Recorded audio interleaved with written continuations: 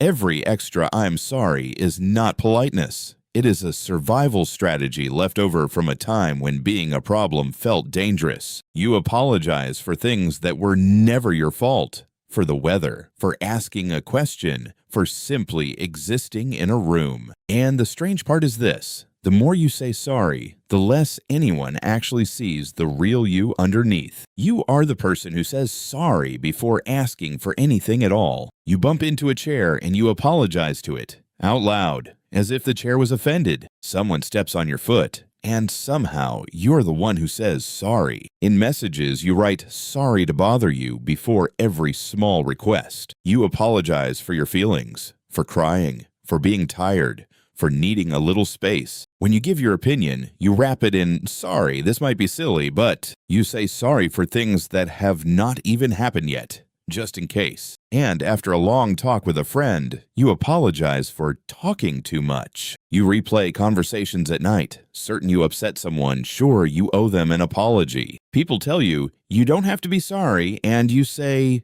sorry. It feels automatic, like breathing, like a reflex you never chose. But a reflex always comes from somewhere. Let's follow it down layer by layer. Psychologists describe 4 responses to danger: fight, flight, freeze, and fawn. Most people know the first 3. Fawn is the quiet one almost nobody talks about. Fight pushes back. Flight runs away. Freeze goes still. Fawn does something different. Fawn keeps you safe by keeping everyone else happy. When you cannot fight and cannot run, you learn to soothe the threat instead. You become agreeable, helpful, small. You apologize before anyone can be angry. Sorry becomes a tiny shield you hold up to make yourself less of a target. It is not weakness. It is a brilliant, exhausting form of self-defense. Your nervous system learned that an apology can calm a storm before it breaks. So now, the moment you sense tension, the word arrives on its own. A frown across the room, and your mouth is already forming "sorry." You are not really apologizing. You are checking if you are still safe. Each sorry is a quiet question.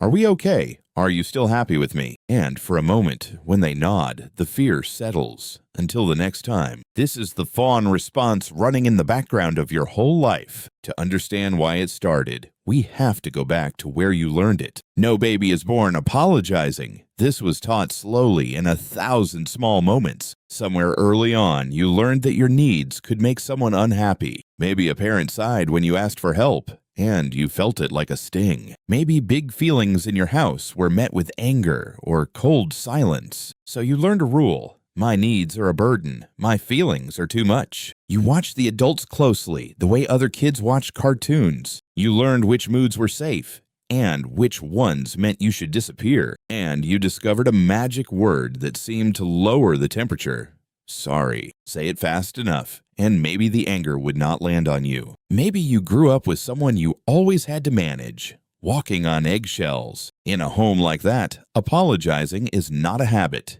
It is a way to stay safe. You became responsible for everyone's mood, including the moods that were never yours. If someone was upset, you assumed it must be something you did, so you apologized, just to make the bad feelings stop a little faster. Over the years, that survival skill hardened into your personality. The child who said sorry to stay safe grew into the adult who cannot stop. But here is where the story gets stranger than you think, because at some point, you stopped apologizing for what you did, and you started apologizing for who you are. You say sorry for taking up space, for having an opinion, for simply being present. You shrink in photos. You sit at the edge of the chair, ready to leave. You make yourself small in meetings, in groups, even in your own home. And here is the surprising truth most people miss. Over-apologizing does not actually make people respect you more. Studies on this suggest the opposite. Constant apology quietly lowers how others see you. Each unnecessary sorry sends a tiny signal: I am not sure I belong here. And people, without meaning to, start to believe that signal. So the very thing you do to feel safe slowly makes you feel smaller. You apologize to be liked, and it teaches the world to overlook you. It is a painful loop. The shield that protects you also hides you. Meanwhile, inside, a quiet voice keeps score. Was that too much? Did I annoy them? You leave gatherings replaying every word, drafting apologies nobody asked for. You apologize in your head to people who have already forgotten the moment. The fawn response does not switch off when you go home. It follows you to bed. And the deepest sorry of all is the one you never say out loud. The quiet apology for simply existing and needing anything at all. This is the real cost. It is not just an awkward habit. Every false apology erases one more thin line of who you are. You agree when you disagree. You smile when you are hurt. You shrink to keep the peace. And slowly, you lose track of what you actually want. When everything is sorry, your real feelings have nowhere to stand. You become so easy to be around that nobody knows you are struggling. People lean on you and never think to ask if you are okay because you have trained them gently to believe you have no needs. The fawn keeps the relationship calm, but it keeps it shallow too. Real closeness needs a real person, and you keep hiding the real one. You can be in a room full of people who love you and still feel unseen, not because they do not care, but because you never let them see what is true. There is a quiet grief in being the easy one for so long, the exhaustion of managing every mood but your own, and under all of it, a tired question: what about me? When is it my turn? So, here is the turn. You do not have to rip the habit out overnight. You just have to notice it. That alone is the beginning of change. The next time sorry rushes to your lips, pause for 1 second. Ask yourself a simple question: did I actually do something wrong? If the honest answer is no, try a different word. Here is the small shift that changes everything. Replace sorry with thank you. Instead of sorry I'm late, try thank you for waiting for me. Instead of sorry for talking so much, say thank you for listening. Instead of sorry to bother you, say thank you for your time. Watch what happens. The same kindness, but you stop shrinking inside it. Saying sorry makes you smaller. Saying thank you gives the gift back to the other person. One apologizes for existing. The other honors the connection between you. At first, it will feel strange, almost rude. That is just the old fear talking. Your nervous system is whispering that taking up space is dangerous. It is not.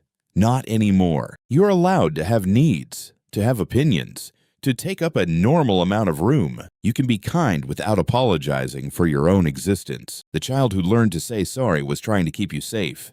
Thank that child. But you are not in that house anymore. You are not that small, watchful kid. The danger that taught you to apologize has passed. You are allowed to take up the space you are standing in right now. You do not owe the world an apology for being a person in it. So here's something to sit with this week. If you replaced every unnecessary sorry with thank you, what would change? Who might finally get to see the real you?